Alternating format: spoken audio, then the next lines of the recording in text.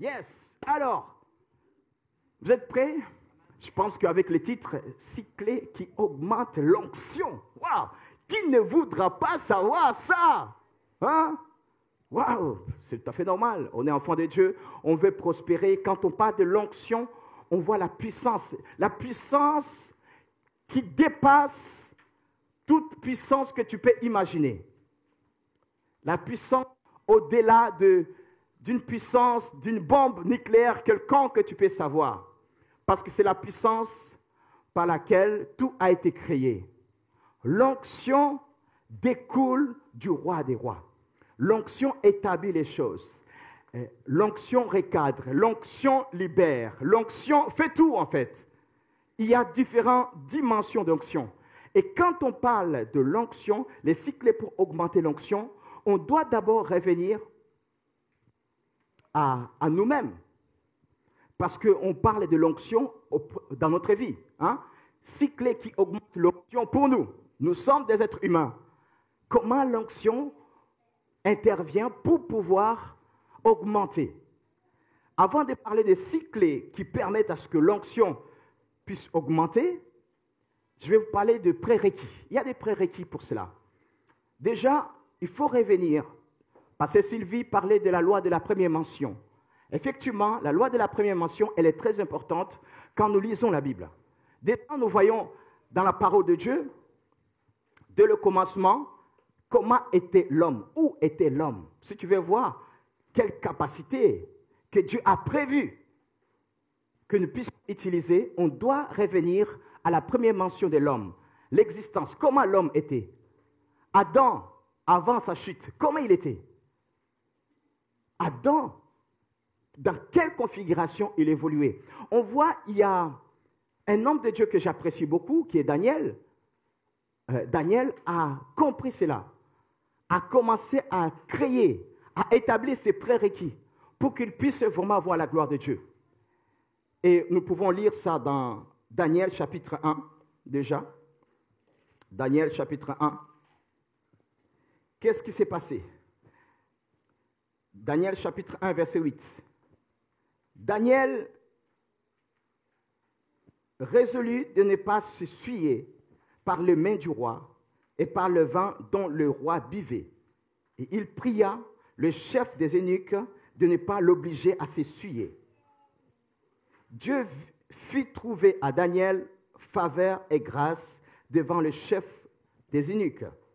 Je vous mets un peu dans le cadre dans lequel était Daniel. Daniel, c'était ce jeune homme-là, faisait partie de d'un groupe de 4 jeunes qui avaient été pris en tant qu'esclaves en Israël. Et ils vont être déportés à Babylone, où le roi régnait, le roi Nebuchadnezzar. Ce roi-là a vu qu'il y avait le potentiel dans l'organisation de ce royaume qui venait de vaincre, le royaume d'Israël. Il a dit, je vais prendre les pépites de ce royaume-là, parce que je sais que dans ce royaume, il y avait quelque chose de spécial. Bien qu'on les a vaincus, mais je reconnais que dans ce royaume, j'ai quelque chose à y tirer. Et c'est pour cela qu'il va prendre quelques jeunes garçons. Il va dire au verset 4, des jeunes garçons sans défaut corporel, beaux de figure, doués de sagesse, d'intelligence et d'instruction, capables de servir dans le palais du roi et à qui l'on enseignerait les lettres et la langue des Chaldéens. Donc, on voit ici, ils sont en état brut. Ces jeunes-là sont dans l'état brut, mais ce roi-là, comme c'était un leader, un visionnaire, il avait vu qu'il y avait un potentiel un peu particulier, mais il y a des choses à faire pour que ces potentiels puissent aller encore plus loin. Par contre, le jeune Daniel, avec ses amis, ses 3 autres amis, avait dit non. On nous a mis là, on a réuni tous les jeunes, tous les enfants, beaucoup d'autres enfants, même les enfants de Babyloniens, ils étaient tous ensemble. Ils avaient été sélectionnés pour cela, pour être formés. Mais par contre, c'était comme une sorte de concours, mais ces jeunes-là, ces 4 jeunes Israélites, ils avaient dit non, nous n'avons pas à nous souiller en mangeant les choses, le repas du roi, parce que je suppose qu'il y avait tout, par exemple, Il pouvait avoir le cochon et tout autre repas, hein, ce qui était interdit par la loi. Et donc, il ne pouvait pas tout simplement entrer dans cette voie-là. Mais Daniel, qu'est-ce qu'il a fait? Daniel a voulu d'abord être à la hauteur de ce qu'attend le roi, pour faire la différence parmi tous ces rois. Il avait compris qu'il a besoin de quelque chose, d'une puissance qui sort de l'ordinaire. Et cette puissance-là ne va pas l'avoir en fonction de ce qu'il apprendra de ce roi-là. Ce n'est pas en fonction de ce qu'il apprendra dans ce royaume, mais par contre, ce qu'il apprendra de son Dieu. Mais maintenant, comment faire que cette puissance, il puisse l'avoir? Ici, on nous parle qu'ils étaient intelligents déjà. Ils avaient de la sagesse. Mais il y a intelligence et intelligence, et sagesse et sagesse. Et c'est ça, ce qui sort de l'ordinaire. C'est ça, c'est que Daniel voulait. Daniel va dire ceci, au verset 10. Le chef des eunuques dit à Daniel, « J'ai craint mon Seigneur le roi qui a fixé ce que vous devez manger et boire. Car pourquoi verrait-il votre visage plus abattu que celui des jeunes gens de votre âge? Vous exposeriez ma tête auprès du roi. » Alors Daniel dit à l'intendant à qui le chef des eunuques avait remis la surveillance de Daniel, de Anania et de Michaël et Azaria. « Éprouve tes serviteurs. » Daniel qui dit ça. « Éprouve tes serviteurs pendant 10 jours et qu'on nous donne des légumes à manger et de l'eau à boire. » C'est juste, c'est là que je voulais en venir. Verset 12. « Éprouve tes serviteurs pendant 10 jours. » Donc il dit, écoutez, on est là en compétition. Ok, vous voulez que nous soyons plus intelligents. Vous voulez que nous puissions avoir une puissance particulière. Je veux que vous puissiez nous éprouver. Nous allons faire selon que nous avons reçu. Il n'avait pas dit comme ça, mais il a demandé avec plus de sagesse. En disant, écoute, on veut un défi, tu vas voir. Laisse-nous seulement 10 jours et tu vas voir comment nous serons meilleurs que ces autres jeunes qui mangeront tout ce que vous leur donnerez. Et du coup, ça a été fait. Le responsable avait accepté, celui qui s'occupait d'eux avait accepté. Donc pendant 10 jours, qu'est-ce qu'avait fait Daniel? Daniel va créer l'environnement. Il va revenir au départ. Quel était l'ingrédient? Qu'est-ce que l'homme mangeait en Éden? C'était, les produits de la terre, la nature qui était là. Tout ce qui était là, produit de la terre. Ça, il revient, il ramène l'environnement comme c'était au départ. Pourquoi? Parce qu'il sait qu'il se focalise en fonction de cette onction-là qu'ils avaient reçue. L'onction qu'avait Adam, c'était l'onction qui lui permettait de connaître tous les noms des animaux. Vous vous rendez compte? C'est l'intelligent de tous les intelligents. Il connaissait tous les animaux, c'est lui qui les avait nommés. Il pouvait voir n'importe même une petite fourmi comme ça. Il va dire, toi, si tu es catégorie de fourmis, dans telle espèce de fourmi. Il va l'appeler par son nom. Vous vous rendez compte? Ça démontre, il a compris en disant, non, il me demande beaucoup. Mais de moi-même, je ne peux pas. Mais par contre, si je me connecte, je crée l'environnement comme ça a été au départ, ça va se faire. On voit au verset 17, verset 16, non, au verset 15, au bout de 10 jours, ils avaient meilleur visage et plus d'embonpoint que tous les jeunes gens qui mangeaient les mains du roi. L'intendant apportait les mets et le vin qui leur étaient destinés, et il leur donnait des légumes. Dieu accorda, verset 17, Dieu accorda à ces 4 jeunes gens de la science, de l'intelligence dans toutes les lettres et de la sagesse. Et Daniel expliquait toutes les visions et tous les songes. Waouh! Vous voyez, il a reçu la capacité d'expliquer tout. Il a été plus intelligent que tous à la fin. Pourquoi? Parce qu'il a créé une atmosphère. Il a fait les 10 jours là. Les 10 jours, il était en train de manger que les mains comme c'était en Éden. Mais pas seulement ça. Il était dans le jeûne, vous avez compris. Le jeûne de Daniel. C'est vrai que quand on parle du jeûne de Daniel, on voit les 21 jours. Vous êtes d'accord avec moi, non? Le jeûne de Daniel, quand on te parle du jeûne de Daniel, tu vois les 21 jours. Mais non. Il y a un jeûne qui a établi, qui lui a rendu capable d'arriver à cette dimension-là du 21 jours. C'est le jeûne de 10 jours. C'est le jeûne de 10 jours qu'il a établi pour qu'il puisse être capable, qu'il a consacré, pour qu'il puisse être capable de nager dans la dimension surnaturelle où il va arriver à prier pendant 21 jours, où il voyait l'ange venir, et l'ange venir devant lui, pour qu'il puisse avoir les atouts nécessaires pour comprendre ce qui s'est passé dans le spirituel. Des fois, nous demandons en disant, Seigneur, je veux marcher avec toi, je veux évoluer dans la dimension de la gloire. Mais est-ce que tu sais que si tu vois le monde spirituel et que tu n'es pas préparé, ce monde spirituel peut te faire mal, peut te détruire tellement que tu auras peur. Tu vas fuir même. Tu vas dire, j'en veux plus. Pourquoi? Parce que tu n'es pas préparé. Mais ici, Daniel avait compris que dans ces pays, je dois évoluer dans une dimension quelconque. Et il s'est dit, je vais me calquer comme ça a été au départ. Il a pris un temps, d'abord, de pouvoir se mettre le repas. Il a adapté le repas. Et aussi, il a pris le temps de 10 jours. 10 jours qui va être la manière dont sa capacité va augmenter. Sa capacité va augmenter de 10 fois plus supérieure. La Bible dit, Daniel va être, et ses amis vont être 10 fois plus supérieurs que les autres enfants. Waouh, est-ce qu'on peut acclamer le Seigneur pour ça? C'est au verset 20. Sur tous les objets qui réclamaient de la sagesse et de l'intelligence sur lesquels le roi les interrogeait, il les trouvait 10 fois supérieurs à tous les magiciens et astrologues qui étaient dans tout son royaume. Ce sont des débutants. Ce sont des jeunes. Mais déjà, ils étaient 10 fois plus supérieurs que tous les astrologues, tous les magiciens, tous les sages du pays. Tu demandes l'onction, de quoi tu vas en faire? Il faut savoir qu'est-ce que tu veux faire de l'onction.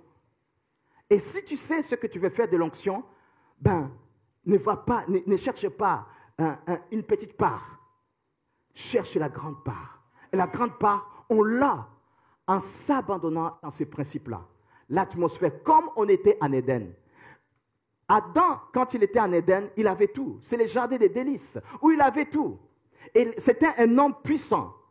Et avait des compétences surnaturelles comme pas possible. Il voyait Dieu quand Dieu venait le voir. Et on voit aussi l'autre prérequis, on peut trouver dans 1 Corinthiens chapitre 5. 1 Corinthiens chapitre 5. 1 Corinthiens chapitre 5, verset 18. 1 Corinthiens chapitre 5, verset 18. Car Dieu était en Christ, réconciliant le monde avec lui-même, en n'imputant point aux hommes leurs offenses. Il a mis en 2 Corinthiens, oui, excuse-moi, j'ai dit 1 Corinthiens, c'est 2 Corinthiens, chapitre 5, verset 18. Et tout cela vient de Dieu, qui nous a réconciliés avec lui par Christ, qui nous a donné le ministère de la réconciliation.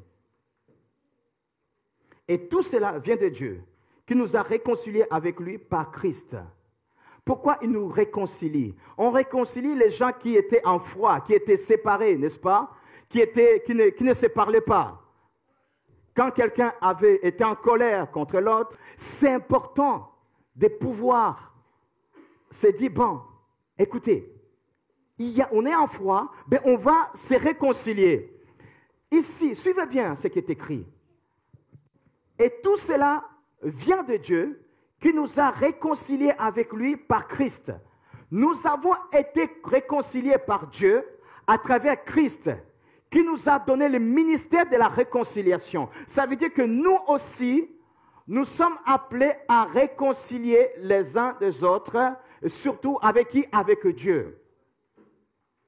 Ceux qui sont fâchés de Dieu, ceux qui sont séparés de Dieu, ceux qui ne veulent plus entendre parler de Dieu, ils sont appelés à se réconcilier. À travers qui? À travers Jésus. Verset suivant, écoutez bien, regardez bien. Car Dieu, en Christ, réconcilia le monde avec lui-même. Qu'est-ce qu'il a fait? Pour l'ingrédient qui a fait que Dieu puisse réconcilier le monde, c'est-à-dire tout le monde, avec lui, car Dieu était en Christ, réconcilia le monde avec lui-même. Il a réconcilié le monde avec lui-même. Le monde, on ne dit pas tout simplement les chrétiens, non, le monde. Il a réconcilié le monde en n'imputant point aux hommes leur offense, c'est-à-dire leur péché. Il n'impute pas leur péché aux hommes et a mis en nous la parole de la réconciliation. Ça veut dire quoi? Ça veut dire pour dire à l'homme, en disant, si tu viens à Jésus, si tu crois que Jésus est celui qui est mort à la croix pour toi, eh bien, tous tes péchés, il ne va pas te les imputer. Lui-même a pris, il les a pris. S'il est parti à la croix, il a pris tous tes péchés.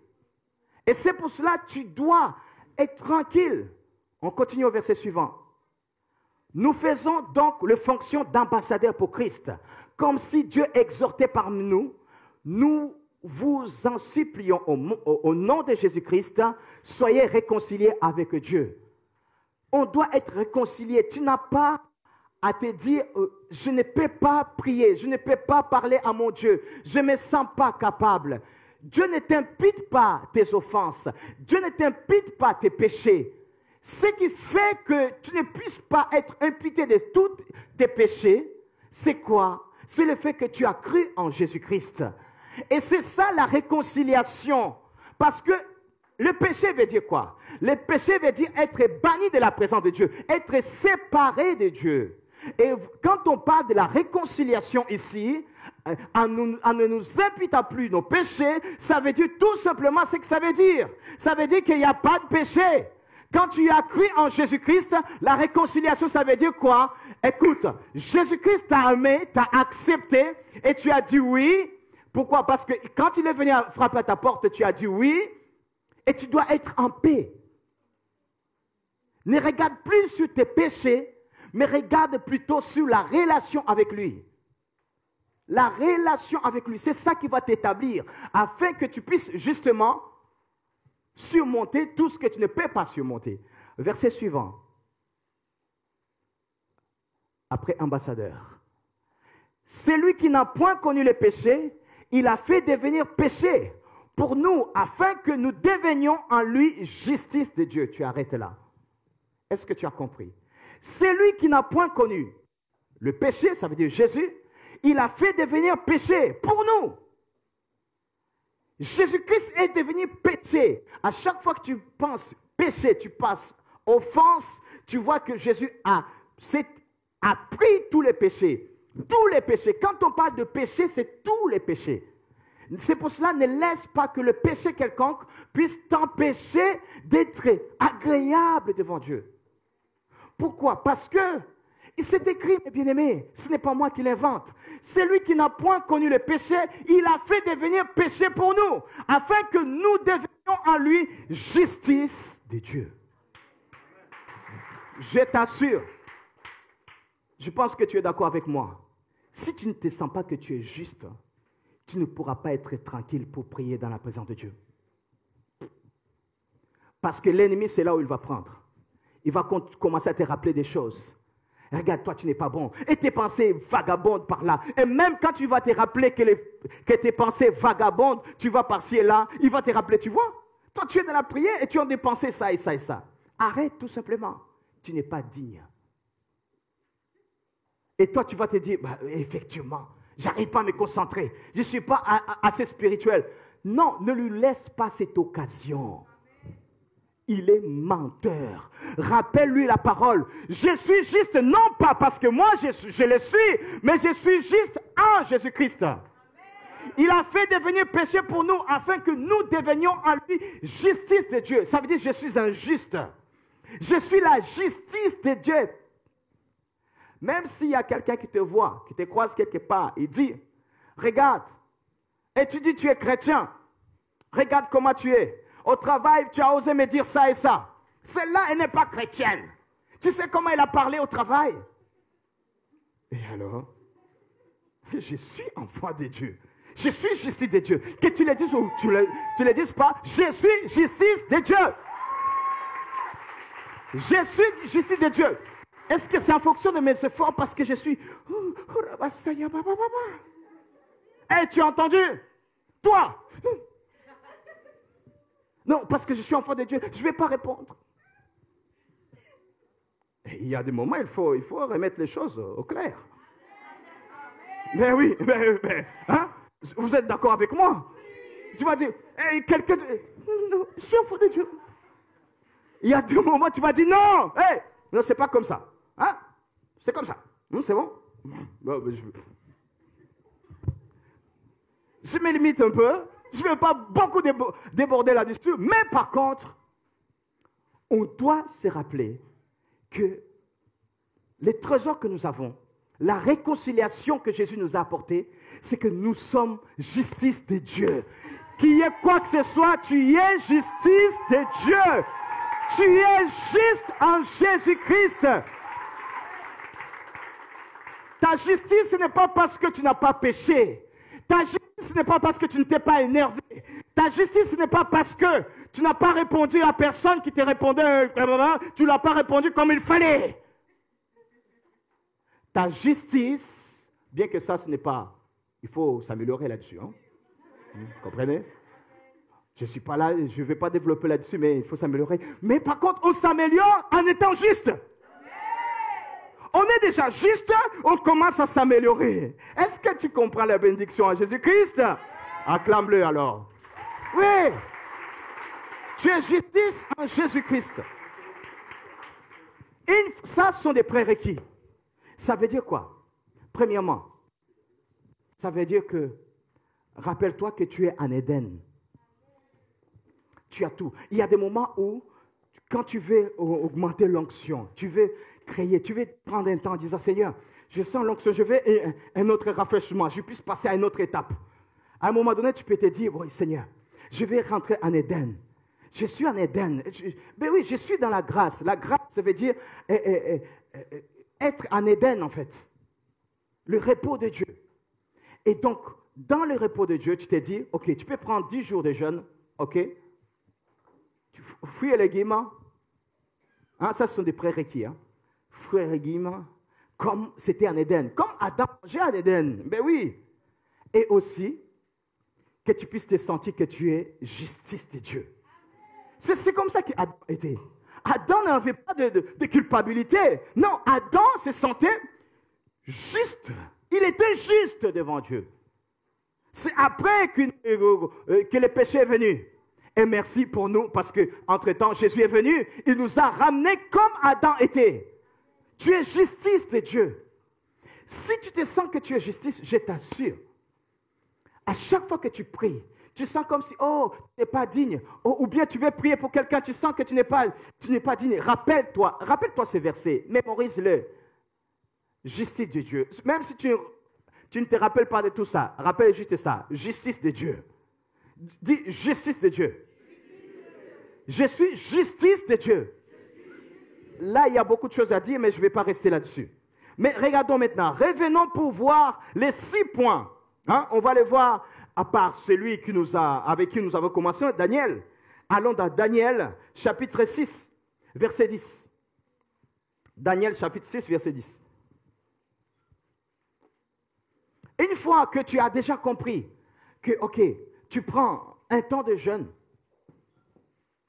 fruits et légumes, 10 jours, ben oui, 10 jours a précédé les 21 jours.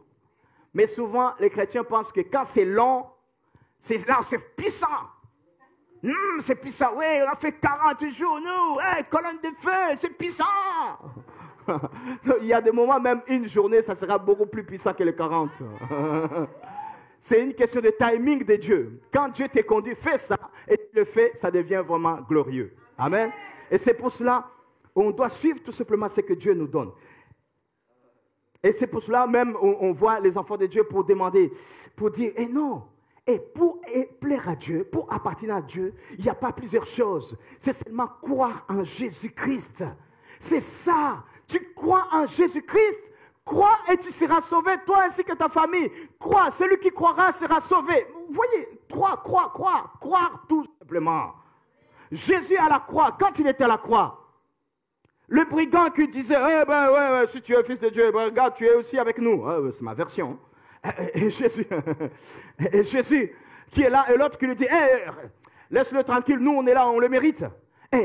Jésus, ne m'oublie pas quand tu seras dans ton royaume. Qu'est-ce que Jésus dit?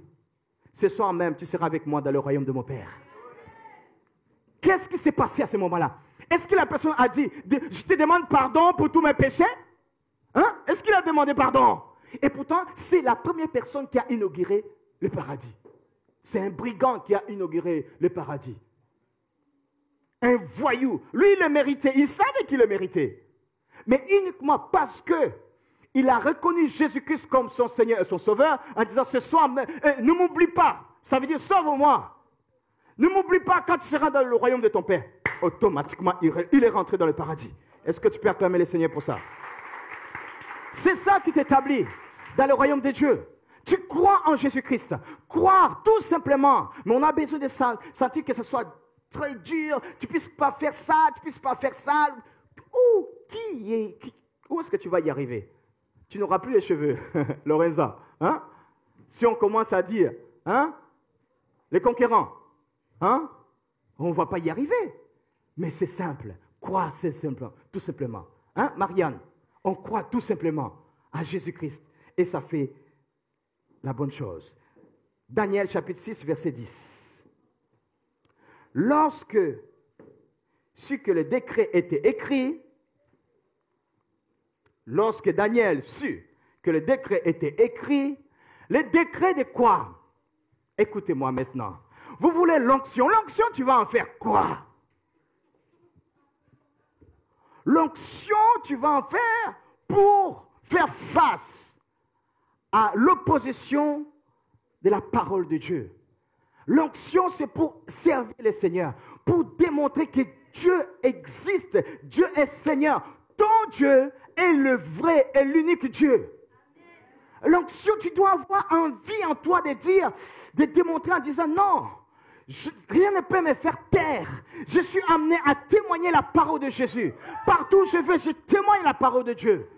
Et c'est pour cela, si déjà tu es comme ça dans ta tête, ben Dieu va déverser l'onction. On voit que Daniel s'était déjà positionné. Il était encore un jeune homme. Il s'est positionné. Ici, il est devenu une personne adulte. Il est majeur. Il est vraiment en action déjà. Il est un ministre déjà dans ce royaume. Il est reconnu. Et là, le roi dit, on va faire une statue et le roi, on va l'adorer. Et lui, il a dit, aïe, non, c'est pas comme ça. Ça ne se passe pas comme ça chez moi. Non. Faites ce que vous voulez, mais moi, non. Eh bien, tout simplement parce qu'il y avait des gens qui étaient jaloux de lui. Parce que déjà, quand il était plus jeune, il était 10 fois plus intelligent qu'eux. Vous voyez, pendant toutes ces années, ils en avaient... Ils voulaient le tuer. Mais Daniel, qu'est-ce qu'il a fait encore? Il a dit non. Je sens que dans ces pays, je suis entouré. Je suis perturbé. Des fois, il y a des moments où tu peux être là. Tu as envie de servir ton Dieu. Mais tu sens vraiment que ça ne décolle pas. Ton service ne décolle pas. Tu veux servir Dieu. Tu veux avoir cette envie de témoigner la parole de Dieu partout où tu vas. Mais tu sens que tu ne décolles pas.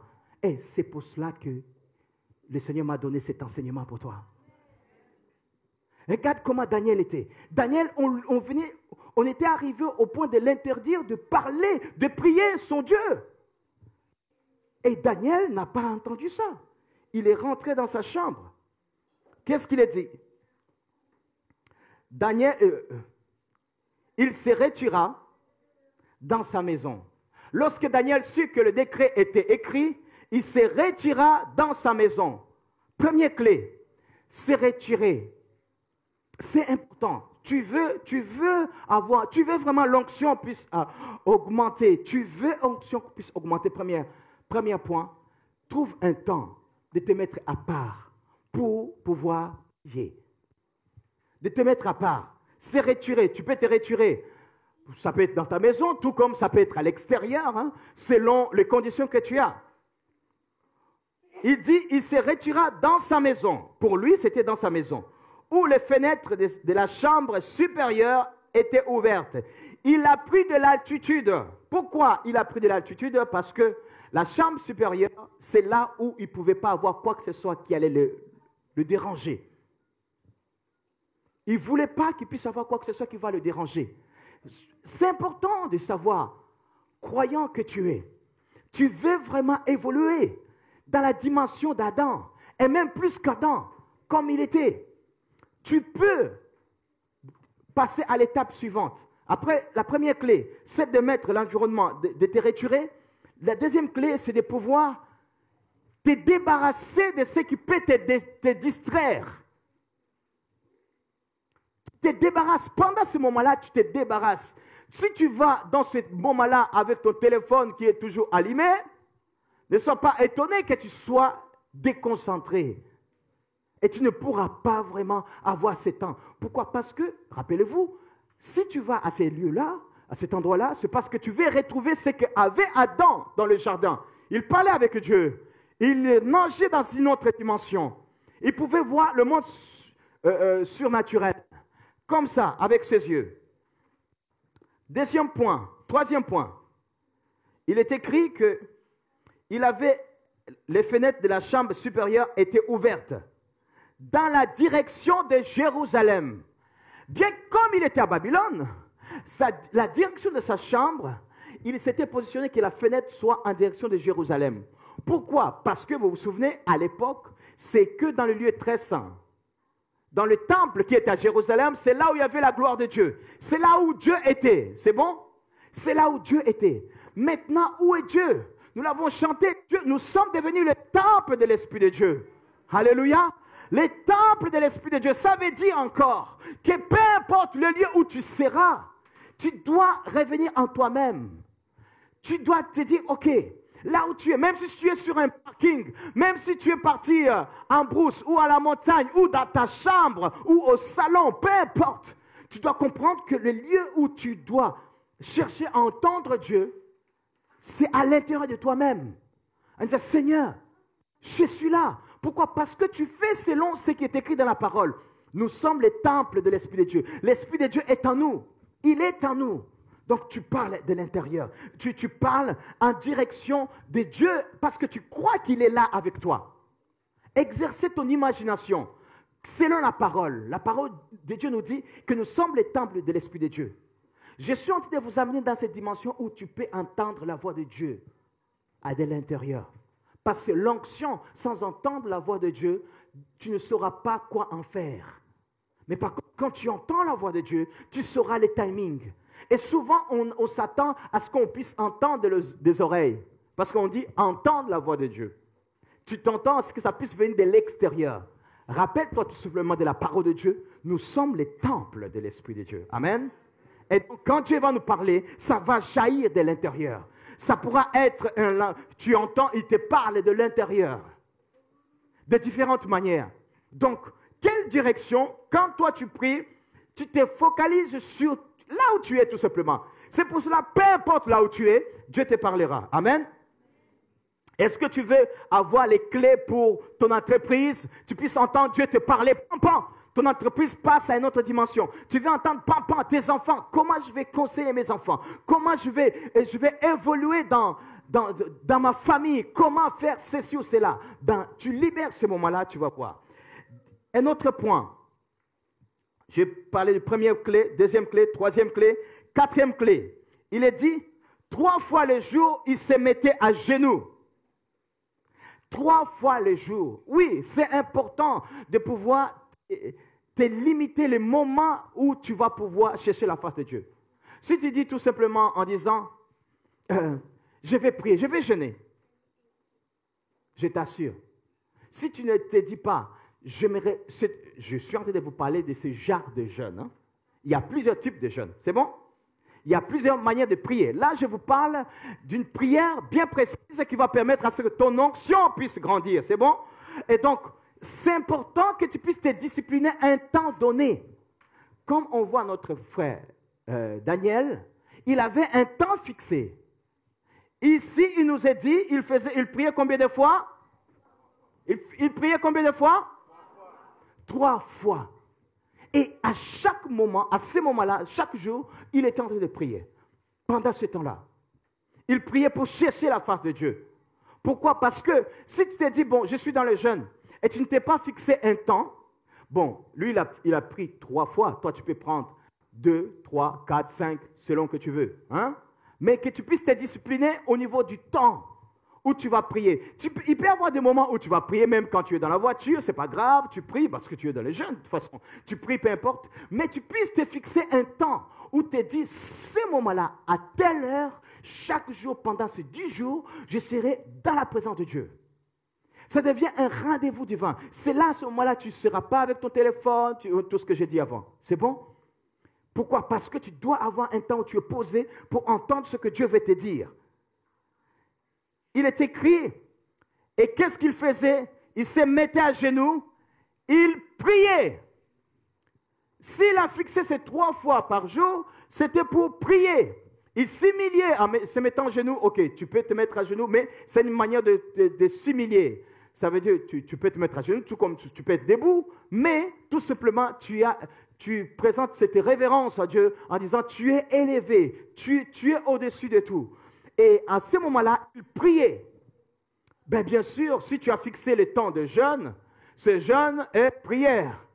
On est bien d'accord? Et donc, c'est pour cela, c'est important de pouvoir te dire, écoute, Seigneur, je suis là, je prie. Il y a des moments où les gens vont se priver à manger, ils vont dire, je suis dans le jeûne. Mais tu ne pries pas. Le temps passe, tu n'as pas prié. Peut-être les 2 premiers jours, si tu fais un jeûne de 10 jours, peut-être les 2 premiers jours, tu vas être encore discipliné en train de prier. Mais après, tu ne pries plus vraiment. Tu te souviens, c'est le temps de rompre le jeûne. Et tu manges. Mais la bonne nouvelle, c'est que pendant le jeûne des fruits et légumes, tu peux manger normalement. Sauf que tu ne manges pas au gars et saucisse. 6e point. 6e point. Louer son Dieu. Il louait son Dieu. C'est 6e clé. Quand tu es dans le temps de jeûne, c'est important de ne pas passer à côté du moment où tu vas louer ton Dieu. La louange fait briser les murailles de l'ennemi. Quand tu loues ton Dieu, ça fait que l'Esprit de Dieu puisse t'amener dans les dimensions à exprimer ce que tu ne pouvais pas exprimer. Vous comprenez? C'est comme si, dès le départ, depuis la première clé, c'est des magmas qui étaient en train de bouillonner comme ça, étape par étape. Les 6 clés que j'ai données, première clé, deuxième clé, troisième clé, et quand tu arrives, 6e clé, boum, ça explose. Tu commences à expérimenter même toi-même comment la dimension de l'onction agit. Parce que l'onction, elle est explosive. Puissant dunamis, c'est la puissance explosive. Et l'onction que Dieu te donne à ce moment-là, le Saint-Esprit survenant sur vous, vous serez mes témoins. C'est la puissance qui t'établit pour pouvoir démontrer la puissance de Dieu à travers le Saint-Esprit. Le Saint-Esprit va t'établir. Amen. Si tu veux témoigner la parole de Jésus, si tu veux être établi dans ton ministère, dans ton service, c'est important d'avoir faim et soif, que l'onction puisse aller en grandissant. Bien sûr, au fur et à mesure que tu feras ceci, ça sera une bonne chose. Écoutez bien, il est écrit, ça finit par « comme il le faisait auparavant ». Ça veut dire quoi? Ça veut dire ça, c'était la vie de Daniel. C'est comme ça que Daniel vivait. Ces étapes que nous venons de démontrer, c'est comme ça était le quotidien de Daniel. Et ce n'est pas étonnant de voir que plus les années passaient, plus David vieillissait, plus Daniel vieillissait, plus il avait d'onction. Dieu veut que tu puisses aller d'onction en onction. Daniel a opéré dans une dimension, comme là par exemple, après cela, ils vont le mettre dans la fosse au lion. Il va faire qu'un lion qui est un lion carnivore, il va devenir végétarien. Le lion est devenu végétarien. Pourquoi? Parce qu'il avait l'onction. L'onction prend le dessus sur toutes les bêtes de champ. Les bêtes de champ, je te parle de puissance démoniaque. Plus tu t'établis, tu cherches à t'établir dans l'onction, l'onction va permettre à ce que tu puisses être à mesure de combattre comme il faut. Au-delà de ce que l'homme peut penser. Pourquoi? Parce que tu auras la paix. Quand l'ennemi va vouloir te culpabiliser, tu vas dire, je suis justice de Dieu. Tu vas rappeler à l'ennemi que je suis justice de Dieu. Tu auras la paix en toi. Tu seras, non, je suis enfant du royaume, je suis dans l'Éden. De toute façon, j'aurai tout ce qu'il faut. Quand tu passes dans des moments de preuves financières, tu vas combattre là-dedans parce que tu es quelqu'un qui sait travailler l'onction. À ce moment-là, l'onction est la puissance qui va venir en toi, qui va te donner l'assurance en te disant, non, t'inquiète pas, tu es un enfant qui est en Éden.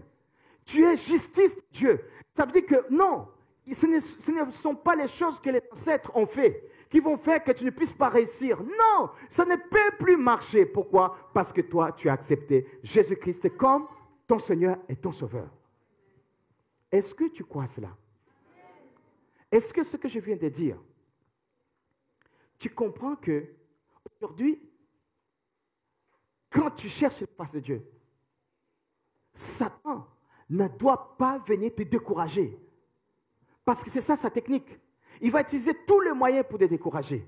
L'objectif de ça, ce que je viens de dire, c'est que tu puisses savoir que si tu cherches l'onction de Dieu, tu ne seras pas découragé. Tu peux passer par des moments difficiles. Tu pourras être découragé, peut-être il y aura des jours où tu n'auras pas envie même d'aller te baigner, te doucher. Il y aura des jours où peut-être tu n'auras même pas envie de manger, tu n'as pas d'appétit. Mais il y a une seule chose sur laquelle tu seras toujours attaché, c'est la soif de la présence de Dieu.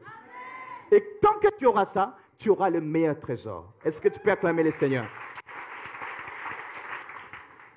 Les 6 clés que je t'ai données, c'est pour augmenter la capacité à ce que l'Esprit de Dieu puisse avoir une relation avec toi.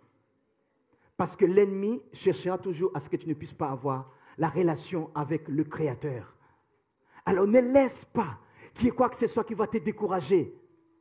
Ne laisse pas que les offenses que tu as connues dans ta vie puissent te dire non, je ne peux plus prier. Non, tu dois prier.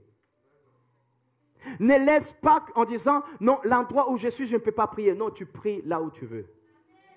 Parce que Dieu veut te faire grandir. Il veut te faire grandir. Aujourd'hui, est-ce que tu es comme tu étais l'année dernière? Si tu es encore comme tu étais l'année dernière, fais l'effort. Amen. Je suppose que parmi vous, il y a des personnes qui aimeraient bien que je prie pour eux, que l'onction, que ces paroles que j'ai lues, j'ai adressées, j'ai partagées, puissent avoir un écho positif en vous. Je vais débloquer cela à travers la prière, tel que mon Seigneur m'a conduit de le faire. Alors, si tu sens vraiment, tu as besoin d'un rafraîchissement d'onction en toi, je vais te demander tout simplement que tu puisses te mettre debout. Si tu veux recevoir cette puissance-là qui va te permettre vraiment de rebondir. Et j'espère que tu as compris. Je vais prier. Mais l'objectif, c'est que toi, quand tu vas rentrer chez toi, tu puisses mettre en pratique. Et tu vas voir. L'onction, dans Daniel 1,17, ma soeur, Daniel 1,17, regardez ce que l'onction a fait. L'onction a fait quelque chose de merveilleux. Ah, il a été bien photoshopé, lui. Hein?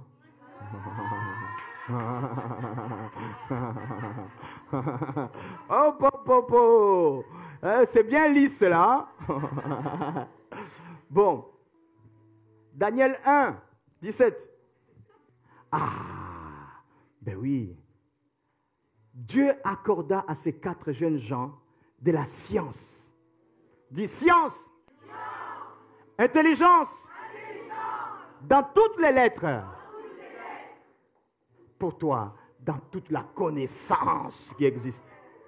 Et de la sagesse. et prince, expliquer toutes les visions et tous les songes. C'est ça ce que la génération qui viendra parlera de toi. Ça, c'est pour toi. C'est ça. Quand mon Seigneur m'a donné cette parole, c'était pour toi. Approprie-toi. C'est ça ce que Dieu veut. La génération qui va venir parlera de toi. Parce que tu as cela. 10 fois plus supérieur que tous les intelligents que tu connais aujourd'hui. La personne la plus intelligente que tu connais.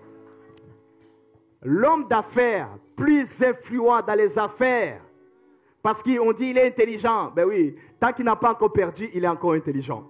Mais le jour où il perd, on ne parlera plus de lui comme ça. Bon.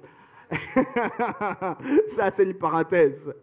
Mais écoutez, le plus intelligent, le plus influent, tu es appelé à être 10 fois plus supérieur. Tu fais tes études. Tu vois des gens qui ont eu des diplômes. OK. Tu veux avoir combien de doctorats? Un seul? Tu veux en avoir 10? Il y a certains que tu vois, ils ont 10. Toi, tu en auras 15. C'est possible? Hein? C'est possible? Oui, oui. Hein, mon frère Ulrich, il va y arriver, lui. Hein?